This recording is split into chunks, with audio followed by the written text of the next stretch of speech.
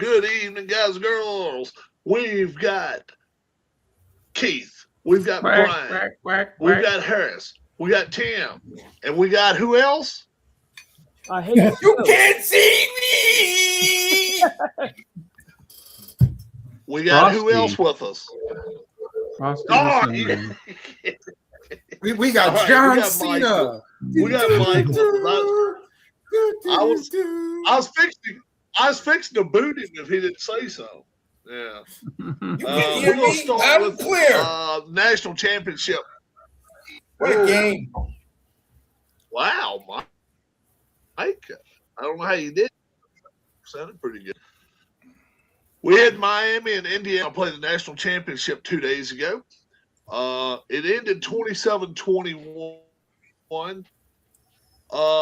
Me personally, it never felt like Indiana was going to lose this game. It always felt like to me Miami was 2 touchdowns behind, even though they kept the game close. You guys, Brian, how did you feel about it? Did you ever feel like Indiana felt threatened? Yes. I thought it was a great game. I do think that Cignetti outcoached Cristobal, but not by much. They both had their good players playing well. I think the game that Cignetti coached, the way he balanced his running game with the passing game and kept Miami's more powerful defensive line guessing all the time was a masterclass in coaching. And he had the defensive line thinking, I'm rushing the passer when he was running, and he had him thinking, I'm going to guard the gaps and play with more leverage. And he played that game all game long and very successfully. Those 2 fourth downs were spectacular. That was a very highly entertaining game. How did you? Yeah, it was a great game. Loved it. Yeah. Well, Did we listen, Rob? I think he froze up. Yeah. Okay. I think Rob's frozen. Yeah, he is. Till we get Rob back, what did you think of it, Harris? How did you feel? How did you feel like your game went? I had no stake in it. I thought the biggest play was the block punt. Yeah. The block punt was essentially what ended the game. Yeah, in my opinion. Yeah, like the fact that they were so unfundamentally sound. Like how does that guy let that guy get by him? Was he worried that the guy at the middle was going to get to the punter? I mean, I don't know. That's really the only part that I really paid attention to. I was kind of just drifting for the game. You weren't watching WWE like I was? No, I was not watching WWE. Like I watched the game anyway, and that quarterback play, right now, it's what, January 23rd or whatever? That is the play of the year right now. Yep. I wonder if John Elway's going to give him a call and say, "Yeah, I spun in the air, not better than you." His arms at the end of the game, arms were red, cut, and everything. Oh, it was very physical for Miami. Miami was very tough. I'll tell you right now, if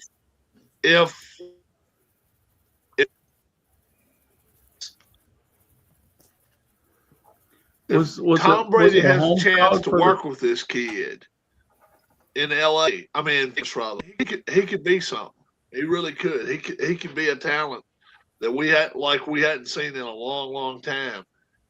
It'll be interesting to see, but I think he could definitely be that kind of talent. So 27-21 was the final score. 8.5 points was the point spread. So Mike, Brian, and Rob, we all got that. And the over-under, it went under only by a half point. 48.5, you think somebody's watching that one. So me and Keith, the 48.5, we went under with it, and it was 48 on the nose. Did somebody say that line was up to like 13 at the end of right before the It had reached 12. That's hard by to believe. noontime. It was 12 by noontime on Monday. Wow. And then somebody put a pile of money on Miami, and he got it back down to 9. I heard it was 9 at game time. Mm-hmm. But they won a pile of money off of that one. Did it seem like a home game for Miami as far as the crowd, or did Indiana? Yeah, No, I thought it was a home game. No, it was like 70%. It was 70% Indiana fans there. Wow. Tell you what, though, Indiana almost shot themselves in the foot when they had 2nd and 1 under 2 minutes, and they had that offside penalty. That gave Miami a chance. Mm-hmm. Because they couldn't convert. We go into the NFL now. We got 4 championship games. 4 divisional matchups we had over the weekend. Harris sent me a text over the weekend, and I agree with him wholeheartedly. When are these coaches at 4th and 5, 4th and 4, 4th and 6 going to stop going for it all the time? Because everybody does what everybody else does. But and the thing is, once in a while, you got to learn that 3 points on the board is worth more than none. And bit some of them in the ass this weekend. But don't forget, wait a minute. There were times where your ball is at the 45 of your 45, and you got a 4th and 3. You can't go for a field goal at that time. I understand that. You got to punt the ball. You got to get rid of it. You got to punt the ball. No, the new you got to punt the ball. So the new NFL. It might be the new NFL. What's the sense of having 2 damn kickers on the roster? Right. I'm sorry. Right. Everybody ought to get a Danny White, and then he can play quarterback and kick. Yeah, somebody can play quarterback and punt too. Yeah. We had the Bills and the Broncos. The early game on Saturday. This one went to overtime, 33-30. We didn't have to worry about the over/under. They had that taken care of by the middle of the third quarter. It went over easily. Harris and Keith got the over on that game. The Broncos were the home dog here in that game. They took care of business, got a quarterback injured in the process, which I want to ask about that situation in a minute. Brian, Harris, and Keith all got the Broncos. Did anybody else other than myself wonder where the hell was he trying to run with that football? It was not a pass play because he made it clear it was a running play. It was not a run pass option. I heard him say, the quarterback said that. So where in the hell was the coach having him run wide like that? And then all of a sudden, that's why he got hurt. Does anybody at least see my point as to why you would do that? Or is it just like, it's just any other play? What would you do? Hand the ball off? Whatever he was thinking, they just cost themselves a Super Bowl. But my thing is, you bust an ankle just moving 5 feet to the middle of the field. And they were my pick in the AFC. Yeah. And the thing is, the other guy's ankle now is messed up as well from a run that he did in the middle of the game. So he's not completely healthy for this game. Drake May's not.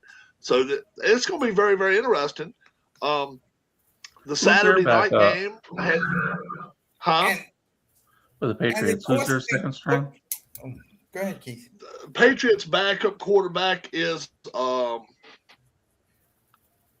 let's see, who is it? Not Zappy. No. No, is it Zappy? No, that don't sound right. No, Josh Dobbs. Yeah. Yeah. And, okay. And Danny DeVito is the third stringer. Oh, okay. The guy that does the fill-in for pictures. It's Tommy, by the way. Yeah. I know. He's a Danny DeVito does a picture takeover. Meanwhile, what was more worse? 49ers and Seahawks. Oh. Brian took the Seahawks, and he didn't blink one time about it. Didn't need to. 41-6. The Seahawks dominated the 49ers. That was not even a close game. Harris, Mike, and Keith all went with the over in that game. They got it. Brian got with the Seahawks. The early game on Sunday presented us with the Texans in New England. Have we ever in the playoffs seen a more unprepared, sloppy, that's plenty of adjectives, carefree quarterback than C.J. Stroud? Also, yes, the 1987 AFC Championship game against the Broncos in the first half. He was god-awful. Indoors versus outdoors. If I'm in Texans, he is gone. Bye. See you later. That was a total meltdown. General Mills. Should have been 7 interceptions. Actually, they dropped 2. 5 interceptions. They dropped 2. Should have been 7. Mike, and I thought maybe we had one Ohio State quarterback that could play well in the NFL, but we're wide receiver you, not quarterback you. C.J. Stroud's not it. That's for, C.J. Stroud's not it. That's for damn sure. Mike picked New England. He went for the home team. They covered, won by 12. It went over the total. Tim got the over. Harris got the over. Then the late game on Sunday presented us with probably the best game of all, the Rams and the Bears. That was an excellent ball game. Everybody but Keith went with the under and got it, went with the under with 37 points. The second overtime game of the weekend, and the Rams ended up kicking a field goal halfway, a little ways over halfway through the overtime period. Brian and Harris got that. So this week, over-unders, Keith with 2, Mike with 2, Brian with 1, Harris got all 4, right? Tim with 2, Rob with 1. Well done, Harris. Baby. The picks for the weekend. Tim and Rob went 0-4. Keith and Mike went 1-3. Harris went 2-2, and Brian got on 4. Went 3-1. Oh, Brian went 3-1. Brian.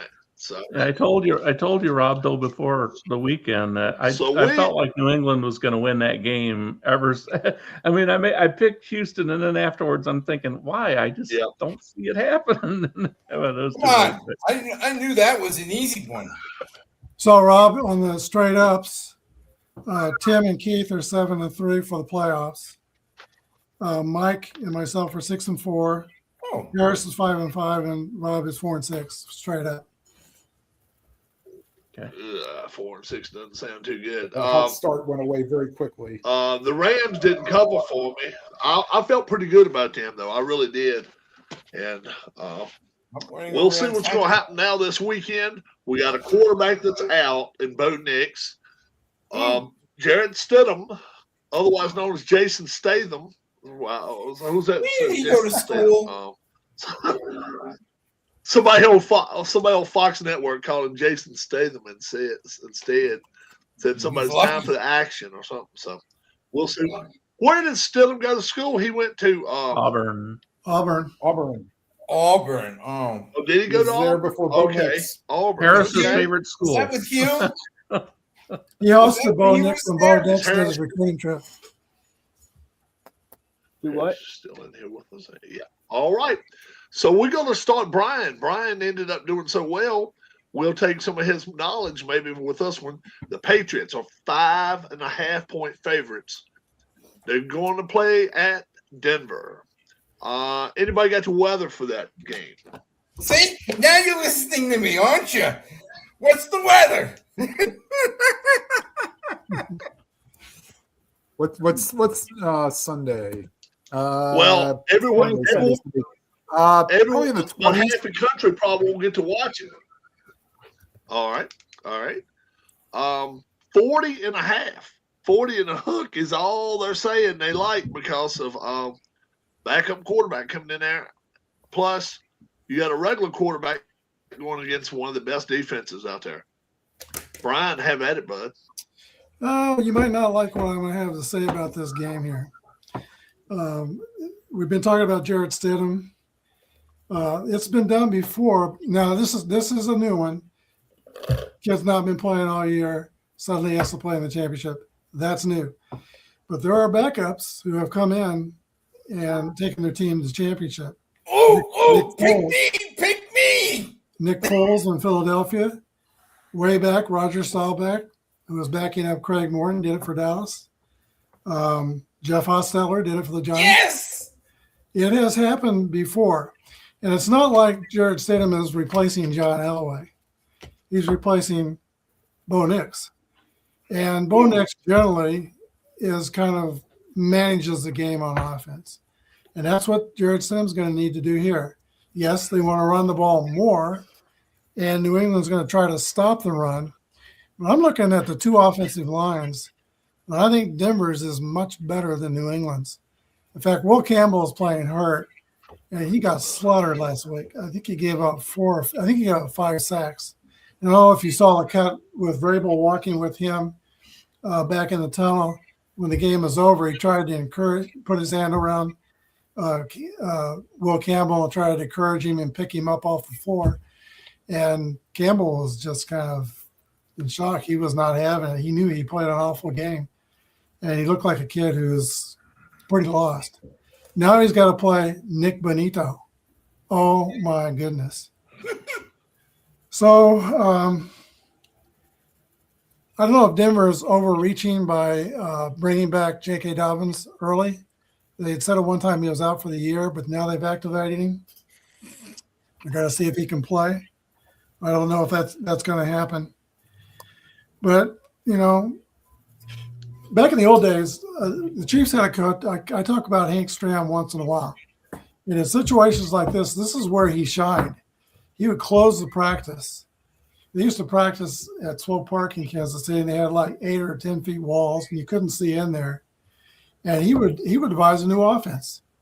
One week against the Raiders, he had no receivers. So he runs a full house tee and throws the ball 3 times. One week his offensive line was busted up, so he put in the moving pocket for the first time in the NFL. I don't think Sean Payton's going to reinvent the offense, though, here. I think he's going to try to get Stidham to do close to what Bo Nix does, count on his defense, and try to run the ball as much as they can. Again, New England's offensive line gave up 5 sacks. It might be 7 or 8 against Denver.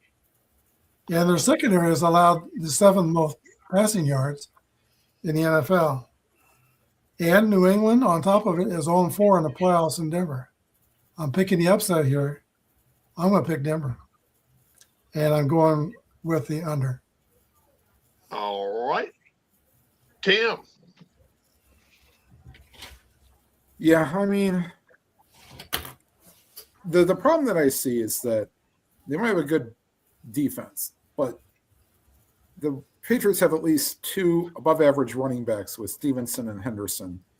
And Butte and Hunter Henry at least give options on offense. Butte's been great. Enough to keep hungry. I couldn't tell you who Denver's tight end is, to be honest with you. So, to me, I mean, a little bit more offensively. I mean, that's essentially if you know, there's 3-step drops and then hit the quick outs or the quick screens or the bubble screens, and that'll, you know, negate some of the rush potentially. I mean, as much as I'd love to see, I'm not sure the last time a road team won an AFC Championship game. You know, what's the spread, Rob? 3.5? 5.5. 5.5. No, too many points. I'll take the Broncos to cover, but I'll take the Patriots to win. And 40 seems a little low for this game. I'll say over. All right. I think the last road team was Cincinnati beating the Chiefs. Probably, yeah. If you remember, I have taken Denver to win the AFC. I didn't take Denver because of their quarterback play. I took it because of their defense play. I think by halftime, both teams are going to have their backup quarterback in the game. I'm going to stick with my pick. I'm going to take Denver not only to cover this, but to win this game, and it's going to stay under the total. Mike. Okay, I know you can't see me, but you know daggone well you can hear me. First, Sean Payton versus Mike Vrabel. Vrabel, right? Vrabel. Okay, advantage. Vrabel. He catches touchdown passes. Next up, Boo, gone. Next, Jacob. Who's the backup for Denver? Stidham. No, I mean, who's the backup for Stidham? Let's see who's third string for Denver. Who's third string? They actually signed the quarterback off the street this week, too, for the brand new squad. Sam Ehlinger. Sam Ehlinger. That's right. The guy Sam from Texas. Erlinger from Texas. Erlinger, yeah. Now, against Drake May. Who wins that one? Drake May. No question about it. Could be MVP, but that's another story. Okay? Defense. Denver, New England. New England, I'm sorry, guys. New England's got the better defense. It's Vrabel, a defensive-oriented coach, not Sean Payton, who, when I found out something, that when he calls plays, he spends out of the 40 seconds, he spends 25 seconds discussing the whole play before the earphones go off, okay? And the quarterbacks sometimes are happy because he's tired of hearing the whole situation. The key to this game is going to be the running game. Whoever has the better running game is going to win this game. And in my world, I've got to go with the Patriots. I'm going to take New England, and I'm going to go over because CBS needs a good game. Now they got Kirk Cousins on the booth. So they need a good game. Give me the Patriots. Give me the over. Keith? Just a quick update. Dobbins is playing this week for Denver, by the way.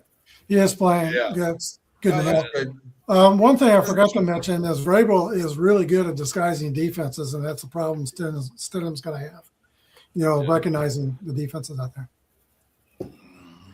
Well, I do like that, for the situation that they're in, that the Broncos head coach, I think, is the right guy to have for that situation, because he's going to preach that he still has the expectations to complete the same goals that they had going into last week, and that's to win the Super Bowl.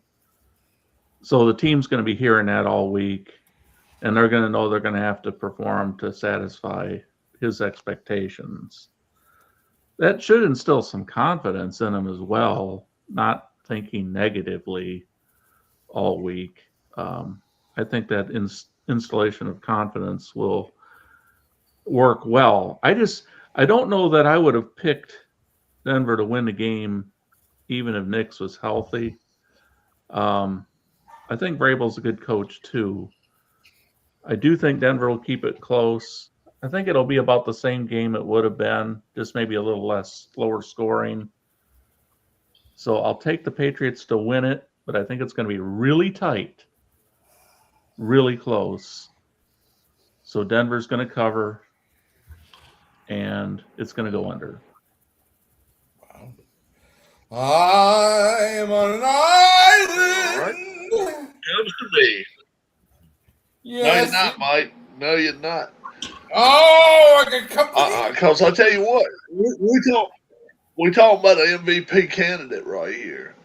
People are kind of shrugging off Drake May. May had a bad week. He had a bad week against the best defense in the NFL. He overcame it. Now, did he overcome it on his own? Hell no. His defense really helped him out in that last game. I think they're going to help him out this game too. Brian mentioned it. Vrabel disguises defenses as well as anybody. I think that they may even try some like 46 defenses and stuff like that, where they're blitzing 1 and 2 guys every play. And even if it's like a run blitz and they're filling in the holes or whatever, it's going to make it very, very difficult for Denver to win this ball game without having to throw the football.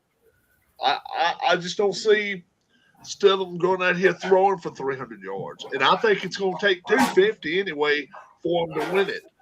I'm with Keith. I don't think losing Bo Nix is the reason they lose in this game, because I think with Nix, I still would have won against them. I think they're a touchdown better, though. I really do. I'm going with the Patriots in this ball game. I'm going over the total. I think the Patriots are going to put some points on the board. We'll see what happens, but I like their chances. We're going to the NFC game. That's it. Wait a minute. Before you go, can I ask a question? When was the last important game that Jared Stidham played? Stidham. Anybody? Yeah. I don't know if he's ever – I don't think he's ever played an important – I think New England actually drafted him, didn't they? He's 1-3. He's 1-3 with New England, yeah. And he did play a couple of games. He was a fourth-round pick in New England, so he was picked higher than Tom was. Stidham is the highest paid backup quarterback in the NFL. Okay. Stidham is the highest paid backup. Yeah. Wow. That's overpaying, though, really, if you think about it, because I'll tell you what, the kid out there, the kid that played in San Francisco, played over half of the season, got beat up, and he won a lot of his games. Mac Jones. He probably should be the highest. There's a couple things I remember Mac too. Jones, yeah. I remember Chad Henne when he stepped in for Mahomes one year. He was spectacular. And then the year the Chiefs won the Super Bowl in '69, Lynn Dawson hurt his knee and missed 6 games, and they brought in Mike Livingston. Livingston, what a name! I remember that. He went 6-0, Mike Livingston. So it by the way, a backup quarterback that won a Super Bowl that came in during the game was Earl Morrall in Super Bowl 5. 4 or 5. Yeah, but you know this was at the end of his rope. And Morrall played a good part of that season for the undefeated Dolphins. And we also have Daniel Berry and Philip Reynolds. Hello, everybody. Hello. Yeah. Daniel and Sports Time Machine. Yeah, what's going on? George Michael of the Sports Time Machine. We do, thank you. Hey, Mike. Yeah. We have another game. We have an NFC Championship game. The Rams traveling to Seattle to play the Seahawks. Seahawks 2.5-point favorites in this ball game. 48. Michael. 48. Okay. And of course, it's your favorite game for a quarterback, Matthew Stafford, Matthew against Sam Darnold. Now, we can do this again, too. You messed me up last week, Mike. I know. I loved it. Here we go.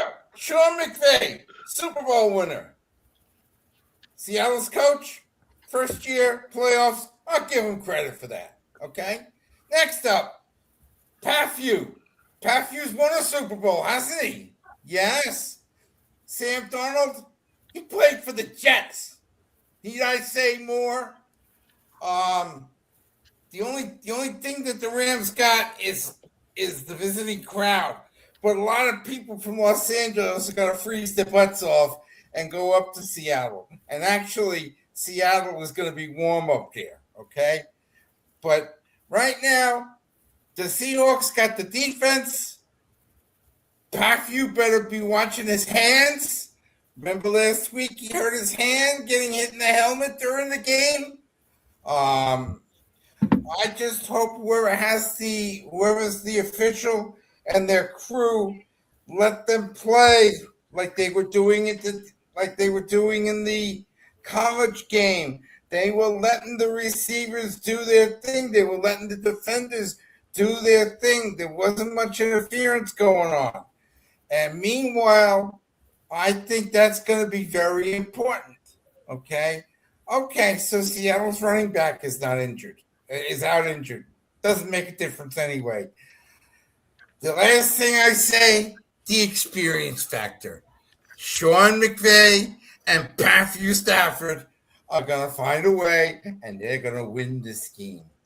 They're going to win it, and it's going to be probably one of those high-scoring affairs. It's going to probably be like 31-24, and the defenses are going to be putting their heads down in shame.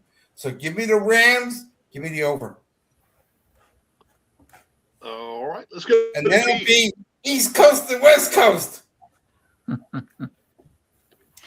Sports Time Machine Mike points out that Stidham did beat Alabama when he was at Auburn. The last year he didn't, but the year that before would be a big game. Yeah. Who did you call on, Rob? You. Go for it, Keith. Okay. I thought maybe you did, but I wasn't sure. Hey, and the coach is a Mike too there, Mr. Peterson. And I'm sure we're going to get a song reference from Rob for the Mike McDonald. Was it going to be the Doobie Brothers or something here? Yeah, what a fool believes. But I like Seattle. Boy, that's a tough place to go. And if any team could win up there, it'd probably be a team with a very experienced quarterback who's had a very good career and an experienced coach. Darnold, though, he didn't fall apart against San Francisco. They dominated that game.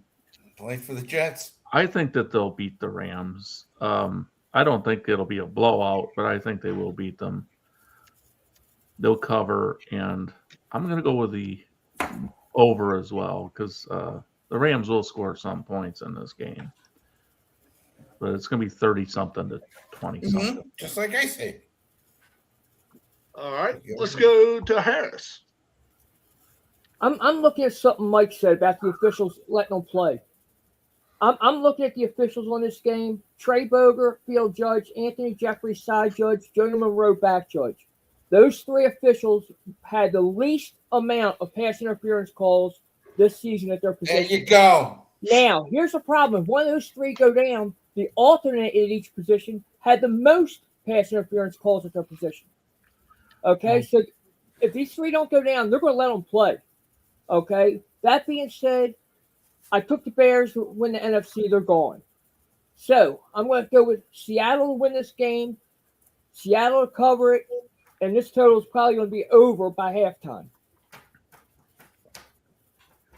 All right. Let's go to Brian. Go for it, Brian.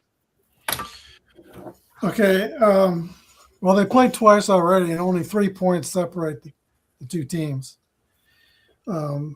LA comes in with their cornerback Curl intercepting 2 passes. They had a spectacular game last week. Both these teams, their backup running backs are hurt, and of course, Seattle's is out. Corum played a little bit, but he's not 100%. They got Dotson back on the offensive line, and they got Devontae Adams back. I'm not sure if Devontae Adams is 100%. He made a spectacular diving catch the game last week. I'm not sure he can go a full game yet. But I look at Seattle, and I said last week, if they can kind of keep Darnold out of the game, they're going to win that game. Darnold only threw for about 180 yards or 140 yards, and they scored 41 points with Kenny Walker doing a lot of the work. Walker was outstanding last week.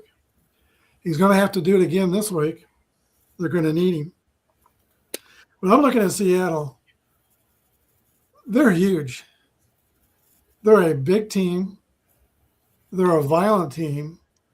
That defensive line is just unbelievable. DeMarcus Lawrence, Leonard, and Jaron Reed. Chiefs had Jaron Reed a few years ago, and he showed up out of shape to training camp. I saw him in training camp up there in St. Joe. He was badly out of shape. It took him like more than half a year to get in shape, and that pissed the Chiefs off, and they let him go.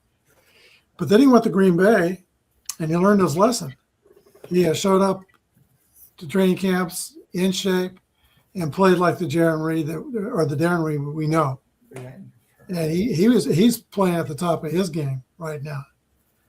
To me, I think Seattle is a little faster than the Rams. The Rams overall team speed, I think, is less than. They're not as big as Seattle. They're not as fast as Seattle, and I don't think they're as violent as Seattle. I'm picking Seattle to win this game. I know that McVay's a great coach, but this young McDonald, he might be the coach of the year. He's really put together a juggernaut up there in Seattle. They're going to keep Darnold out of this again. Didn't he throw 4 interceptions last time they played the Rams? Hopefully, yes. He threw 4 picks and fumbled once.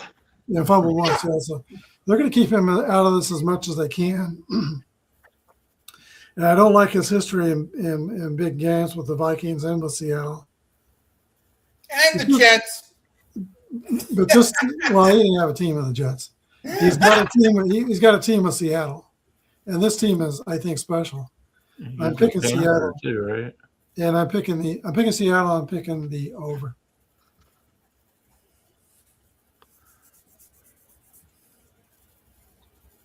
You going over or under, Brian? Over. I'm picking the over. Over. All right. Have at it, Tim. Oh, I didn't know that Charbonnet was out, but I mean, essentially, I think that the Seattle defense can overcome, and then also Smith and Jigba is, although Darnold only threw for maybe 130 yards, I think it was 124 by about midway through the fourth quarter. And Brady was like, yeah, the Seahawks are scoring 41 points with Darnold only thrown for 124 yards. So it's not like, they were opportunistic. I mean, when Walker runs for 3 touchdowns and you have short field because you forced 3-4 turnovers, I think they could do that with Stafford, especially if you're going to have inexperienced running backs who may not be able to hang on to the ball. I'll go with the Seahawks to win. I can't in good faith pick 2 road teams to lose or 2 home teams to lose in championship weekend. So I'll take the Seahawks to win and cover, and the over sounds pretty good. All right. Come to me. Look, I like what the Seahawks do defensively. They really are very good. They're very good. I don't think the Rams can run the football against them. If they can, that's just something that's just an added plus. But they got the advantage throwing the football. If Darnold has to throw the football 15, 20 times in this game, it's too many. They don't want him throwing that football. The Rams defense is very, very opportunistic. They want the ball put up in the air so much. They remind me of that Indiana defense that they're going to snap right on the ball. They're not scared. They're not going to play scared. Stafford hurt a little bit, yes.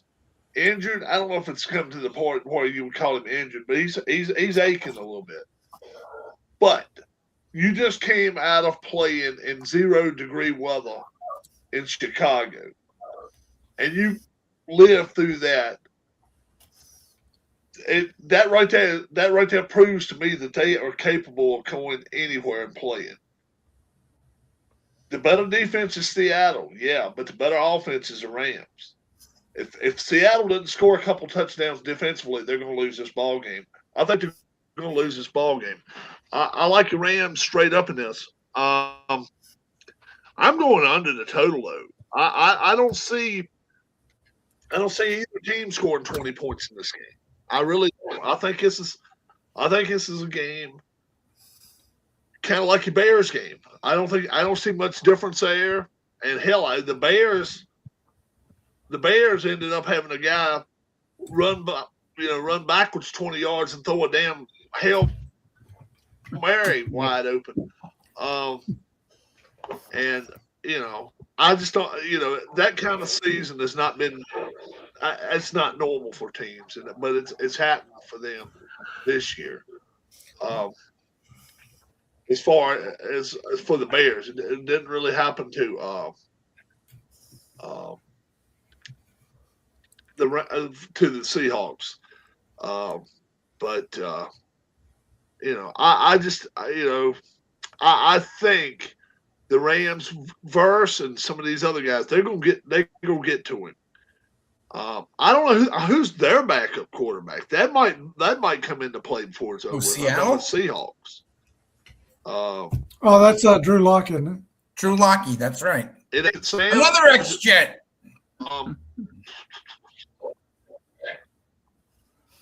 Who is it? Drew Lock.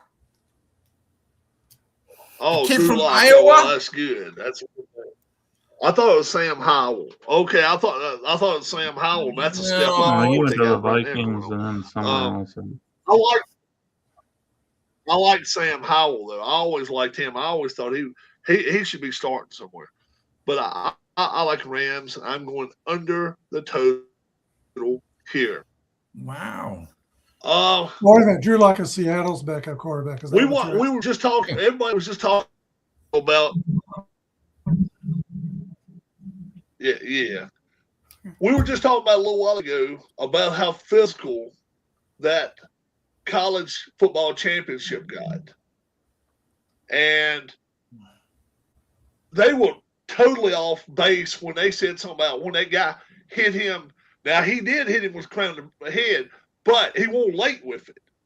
The guy in the backfield there for Miami. Yeah. Yes. But that was the one for Indiana. But I tell you what, I was glad none of them was called. I love the way they let the college game get played. If it got played that way with a pro game, I think it would be better. And number two, this is the one rule I would change if I was commissioner. 15 yards, just like in college, for pass interference. Pass interference is 15 yards against the defense, 10 yards against the offense. Do it that way. If you want to play it that way, if it's 10 against the offense, why should it be 50 against the defense? I don't like that. You notice it looks like a college game just goes smoother by. I don't know. That's just my opinion. If you could change one rule right now, Brian, what would be the NFL? You change the rule, what would it be? Well, let's talk about that. On the pass interference in the colleges, that would be almost with the pros, it'd be very difficult to have a deep throwing game because every time a guy gets beat, they're going to say, "Oh, it's only 15 yards." And I wish the colleges would change their rules to match the pros. I think these defensive backs, it's not as damaging to do the pass interferences in college. So they have to unlearn that when they get into the pros. And I don't like that. And I wish they'd make them catch the ball with 2 feet in bounds like in the pros. Just what's the point? I mean, let's get them ready for the pro game in the college. That's why they're there. I would change those rules in the colleges, actually.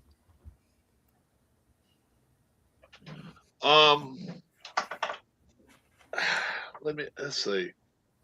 So you like a spot foul. You like a spot foul. I do, because when a guy gets beat deep, and it's going to be a 50-yard touchdown, every time they're going to commit the PI if they can. Holding is different. If they hold them, it's 10 yards. But I do like the spot foul and the pass interference. And what they do is they try to restrict one arm, so they have to catch the ball with one arm. And some of these DBs are really bold about that. You don't like them spar. You don't like them sparring going down the field in hand. You don't like a hand fight. No, I rather instead of trying to put the receiver in a straight jacket, I would rather see the defensive back track the ball with the receiver and fight it that way. Yeah, I think there should be probably one way to call it if the ball is still catchable. How do you like it? Yeah. How you feel about it, Tim? I can see Brian's point about if essentially it's now. Yeah. See, my problem is that I would love to see the one rule that was in the 80s come back and maybe be more enforced. The ball has to be catchable. Yeah. Yeah. Like so many times, like the ball's not catchable. Why are you calling pass interference? Exactly. Mm-hmm. Like, I guess I don't want to change. I just want it to be fine-tuned. Yeah. Well, there's one big difference in the penalties too, from going back to like the 60s and 70s. If a penalty was across the field, the other side of the field, and didn't affect the play, they never throw the flag. But now you could be, doing a penalty in the stands, totally would not affect the play, and they still throw the flag. I don't like that either. Yeah. For me, I'd like to see the one thing I know a lot of people.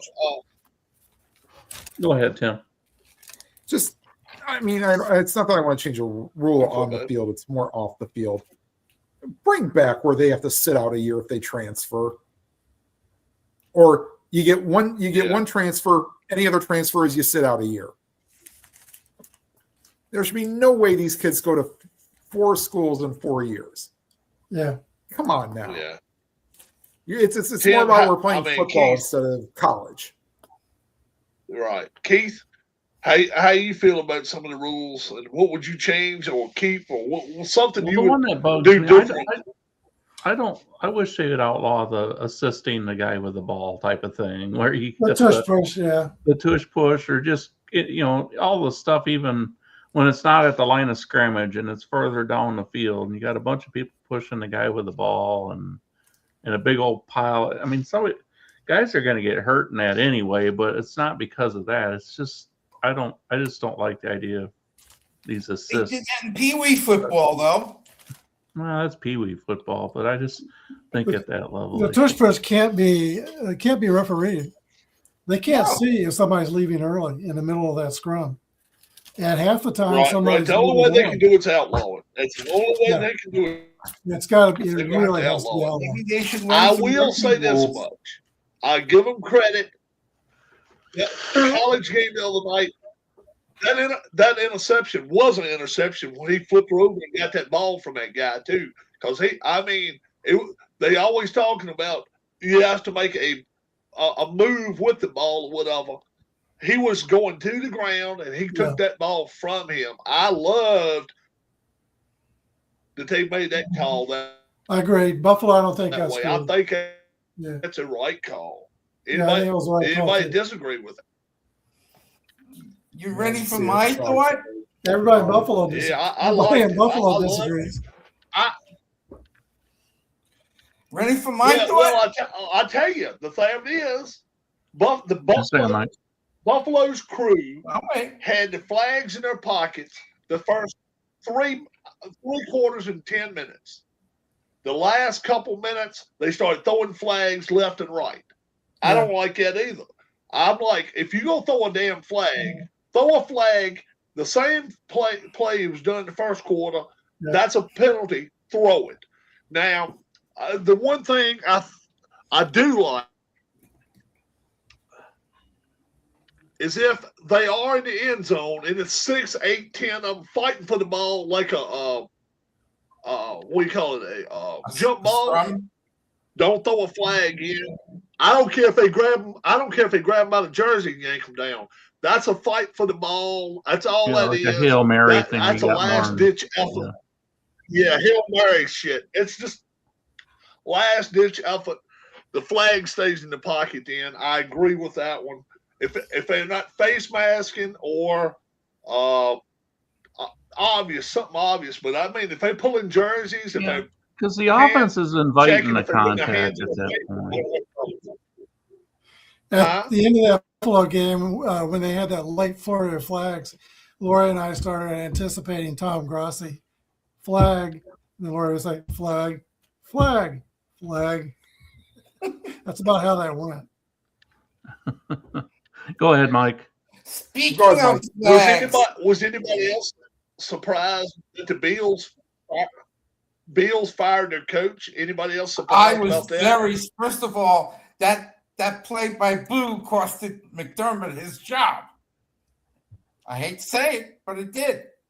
It costed him his job. Did you have a rules thing you wanted to talk about? I have an interesting. Yeah, Mike, how about you? Here's my theory. One of the things I noticed during these playoff games, did you guys notice there was a lot of grabbing at the face mask and wasn't called? I saw a few of them. I don't know how many there were, but I saw at least a handful. What was that? Face mask not getting called and not getting called. Yeah, okay. I've seen a few of them. I wasn't crazy about that. Now, I think face mask. Here's what I would propose. I would propose, instead of 2 challenges, and if they get it, they get the 3rd. I believe that there should be a 3rd challenge. But here's the caveat. The caveat is that it has to be used on a face mask or a targeting or some heavy duty penalty like that. Not for this ticky-tack. He's not lined up in the zone. He's in the neutral zone. And not for this pass interference stuff. First of all, you let them play. My rule is that for penalties like face mask, roughing the passer, targeting, the coach can get 1 challenge for that, for a penalty. They can't use 3 challenge flags to challenge a play. Okay? Doesn't targeting get reviewed anyway? Huh? Doesn't targeting get reviewed anyway? Not all of them. Targeting's supposed to get reviewed, yes. It's supposed to be reviewed. And sometimes it doesn't. But face masking. It doesn't always. No, it didn't. But grabbing the face mask. Frediano, he went after. I mean, he was a short guy anyway, so he had to jump to hit him, but he hit him helmet to helmet. And like I say, he was like an object going after him. That was kind of iffy. But the guy trying to catch a touchdown pass. The guy trying to catch a touchdown pass late in the game, and he's grabbing at the face mask.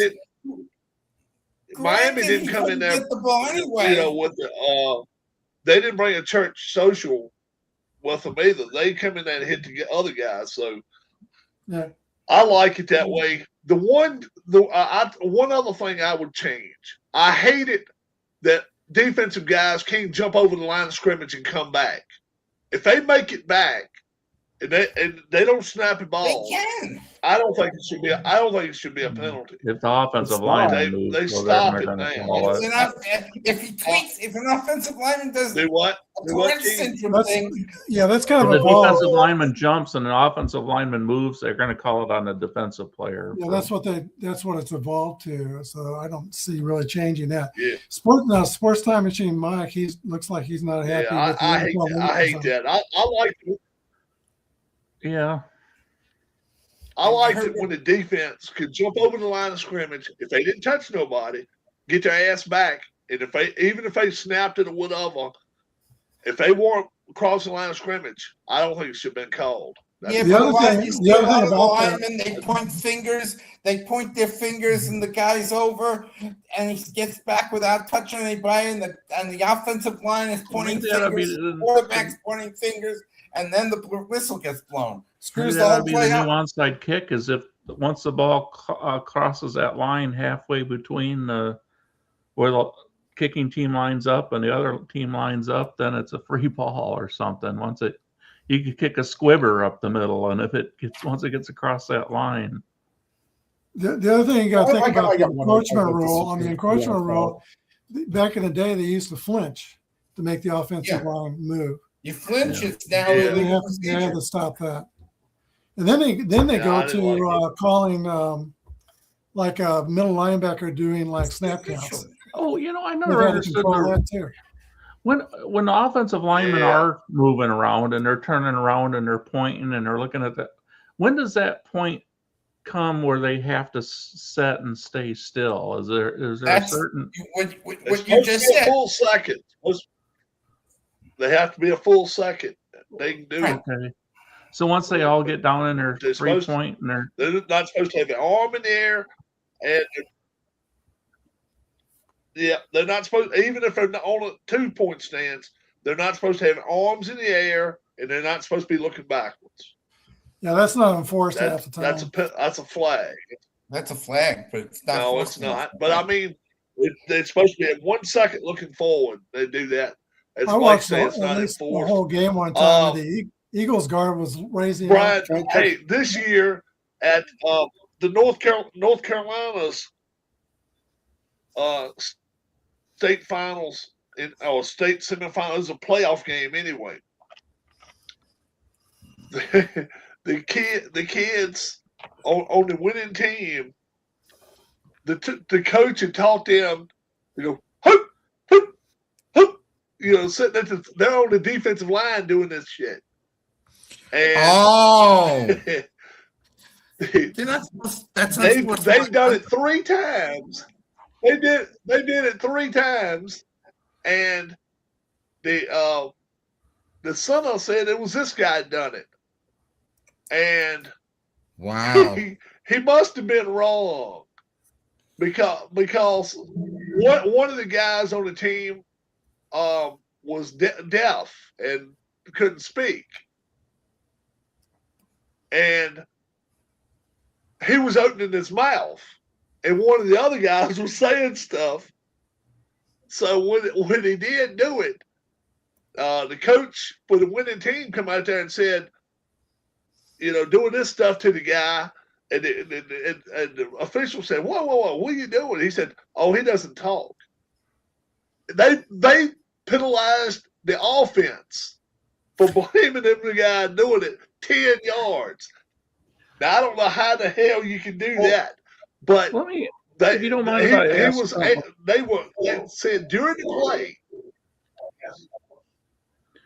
If you don't mind if I ask something about, when the quarterback decides to go into a slide position or whatever, once they start to go down, it seems like any contact is going to draw a flag.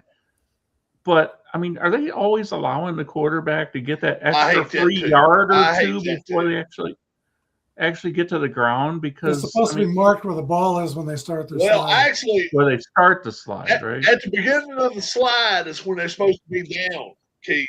At the beginning of the slide is when they generally come down. But I'm with you. Especially guys who don't know how to slide. I'm sorry. I'm like this. As long as their ass is still sliding on the ground, if they hit them, I think they ought to be free meat. I'm sorry. That's my opinion. If you running, you're a free hand. I don't care. So some of these plays, some of these side, I laugh about it. I'm like, I hope they don't throw a flag because I think they ought to get hit. It would control the game a little bit more. The running quarterback is trying to take over the quarterback position, and that's not what the hell I mean, some teams that's all they want is somebody can run in football, but it don't win you a championship. You got to be able to throw the damn football. And as far as I'm concerned, if somebody's running, if they're in the pocket, out of the pocket, it don't matter. If they're running, they start sliding, and the guy hits them both the time they start to slide. As long as it's not at the head, I don't have a problem with it. I hope they allow it. But like you say, generally they throw a flag about anything nowadays. How many the NFL, they're running. It's so much tighter than in college rules, and I hate that. I mean, I've seen Josh Allen start a slide and then change his mind. Yeah, the Kenny Pickett rule from college. That's a rule. There's a rule against that. Or a player's running and almost out of bounds, and then they see the defender lets up, and then they head up the sideline for another. And then they turn up the field and go 10 more yards. Yeah, that's right. That's right. I'll throw another one out there, Rob, that I saw way too many times. Now, granted, a 15-yard penalty on an extra points, I wouldn't say rare, but it happens. For God's sakes, any kick out of bounds should be at the 40-yard line. It was like, oh, it's only 25 yards from the spot of the ball, so it's the same as a dang touchback. So what you had was the people kicking off from the 50, kicking the ball out of bounds in the correct zone, and it's the same as a touchback. Like, seriously, what's the point? I'd like to see all kickoffs out of bounds be at the 40-yard line, no matter where they place the friggin' ball. Okay, that's what Sports Time Machine is saying in the comments there. He's not too sure about the landing zone rule and the way it affects the onside kick rules. And I'm kind of in agreement with him. It needs a lot more thought. Yeah. The 4th and 11, the 4th and 13 thing is kind of interesting in the fact that... I like this about it. Go for it, Tim. Go for it, Tim.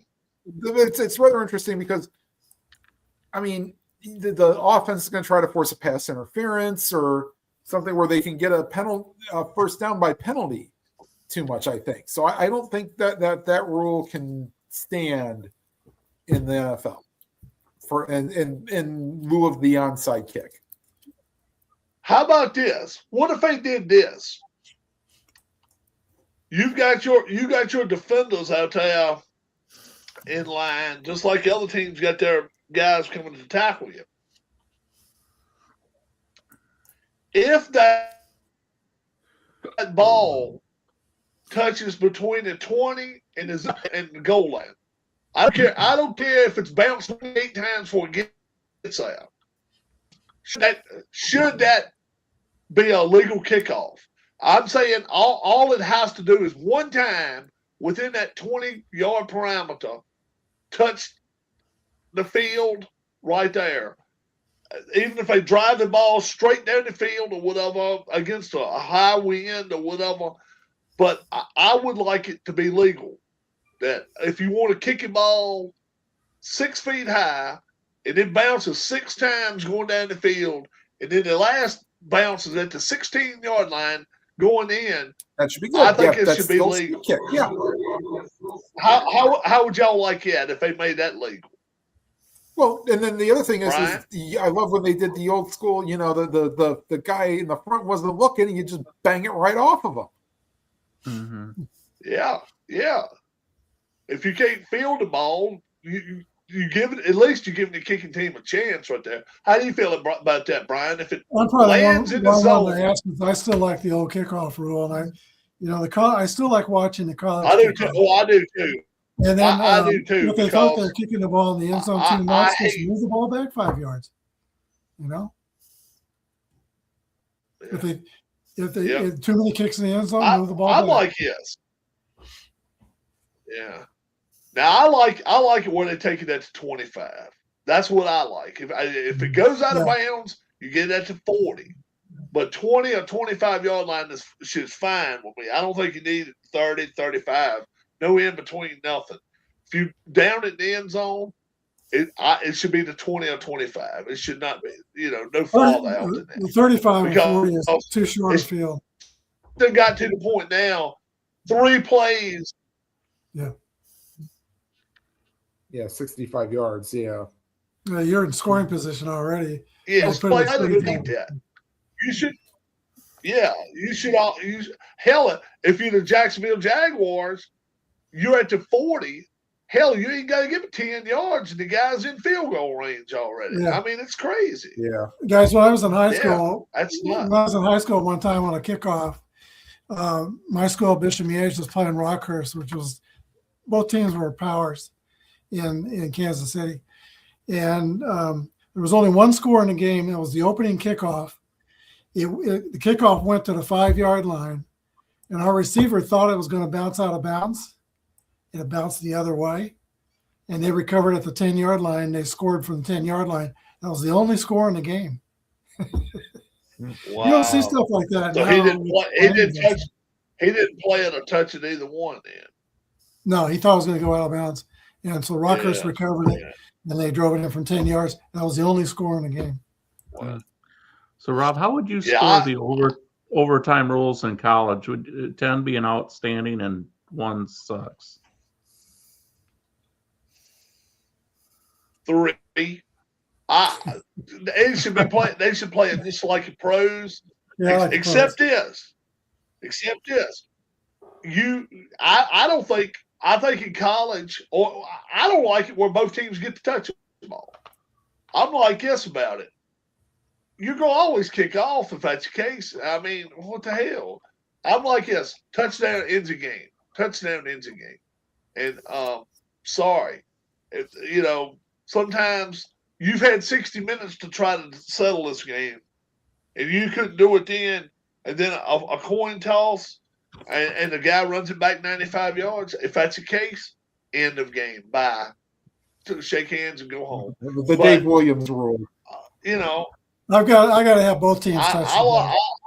1980 reference there. I don't like it. I don't like it. If your defense is good enough, stop them. But if your defense is not good enough, and don't worry about a kickoff, they ain't worry about this, they ain't worry about that. I think it was a 29 AFC, the 19 AFC Championship game. I'm over this. Both. We're playing New England. Goes to overtime because a guy lines up off sides. So we lose the toss, and Mahomes doesn't get the ball anymore. He doesn't get the ball. Well, New England goes on and wins the Super Bowl, and then the Chiefs don't get the Super Bowl. Let's say New England back in the day would have been pretty good against the Bears when they played the Bears. I think if the Bears had held them to let's say 14 to 14, and we going to overtime, I think the Bears would have kicked off anyway, even if because they damn defense could stop somebody. I'm like this. 60 minutes, you pass bitching time now. If you got to go any farther than that, if you got to whine about it, that's your deal. But if you can't win in the 60 minutes allotted you, if a coin toss loses it for you, tough. But that's the way I look at it. I like it that way. Both teams need to touch the ball. Your defense has to stop them to do it. And that, how about that? But I liked a lot of the old rules anyway. A lot of them. Hand checking 5, 10 yards. With the 2-point conversions after the second overtime. Yes. Well, it wouldn't be no second overtime. Yeah, but I'm saying it wouldn't be that for me, because if you scored, you win. But I guess the way they got it now, yeah, probably 2-point conversions. I mean, they were even, what was it, 3 years ago, discussing kicking the extra points 5 yards further back every time, where it could get to 40, 45, 50. They'd still make it. I mean, come on. You go have a damn kicking contest. Let somebody else. It's like a soccer shootout. It's like a home run hitting contest. Same idea. Yeah. So in California, one time, talking about the overtime rules in California, when I was athletic director, there were 3 schools that were tied to go into the playoffs. They had to eliminate 2 of them. So rather than play an extra game, they brought all 3 schools to one field, all their fans and everything, and they played 2 teams with the overtime rules, eliminated one, then they played 2 teams with the overtime rules, eliminated the other one, and then the one that survived that went to the playoffs. That was one of the most exciting nights of prep football I ever saw. It was really a cool thing. Really? Yeah. I'll tell you, high school and college football to me right now has exceeded the NFL, just because the NFL, they like to throw the flags too much. I gotta admit, I was happy because I didn't want Josh Allen to be in the. I didn't want him to go to the Super Bowl. I don't like him. But watching him cry and all, and then you go back and look at some of those ticky-tack fouls, I can understand where he's coming from. I can understand that. But I was rooting for Denver heavy in that game. I was hoping they'd win. This weekend, I really don't have a dog in the fight because I don't like none of the 4 teams left. I like New England because they had Brady back in the day, but I was disappointed McDermott got fired. That was kind of a crazy. That was kind of a crazy thing. But hey, hell, okay. I want to call that a dumb jabroni too on ESPN. We got the dumbest son of a bitch that can walk the face of the earth. What the hell's his name, Keith? What's that guy's? Dumbass. No. You talking about Ryan He's the defensive back for the Steelers, huh? Yeah, Ryan Clark. Yeah, Ryan Clark. I can't believe how the Steelers have treated Mike Tomlin. It is racist. It is this. It is that. Dumbass. He quit.